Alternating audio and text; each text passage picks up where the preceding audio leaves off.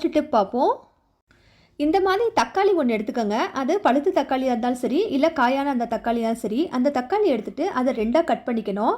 Cut பண்ணதுக்கப்புறம் இது மேலே கொஞ்சமாக பேஸ்ட்டு போட்டுக்கோங்க. இந்த பேஸ்ட்டு தான் போடணும் அப்படின்னு கிடையாது. எந்த பேஸ்ட்டு வேணாலும் நீங்கள் யூஸ் பண்ணிக்கலாம். அந்த பேஸ்ட்டு போட்டு தக்காளி எடுத்து நம்ம உப்பு கரை படிஞ்ச நம்மளோட சிங்கில் ஃபுல்லாக எல்லா சைடும் ஃபஸ்ட்டு அப்ளை பண்ணி விட்டுறணும். எல்லா சைடும் நல்லா அப்ளை பண்ணி விட்டதுக்கு அப்புறமேட்டுக்கு நல்லா அந்த தக்காளியை வச்சு இதை தேய்ச்சி விடுங்க.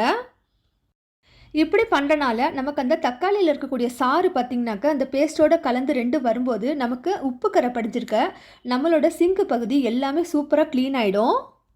இது மாதிரி வாரத்துக்கு ஒரு தடவை அட்லீஸ்ட் நம்ம செஞ்சு வச்சுக்கிட்டோம்னாக்கா வேறு எதுவும் காசு கொடுத்து பொருள் வெளியே வாங்காமல் நம்ம வீட்டு சிங்கையும் சரி, அதே போல் இது மாதிரி எல்லா இடங்களையும் க்ளீனாக வச்சுக்கலாம்.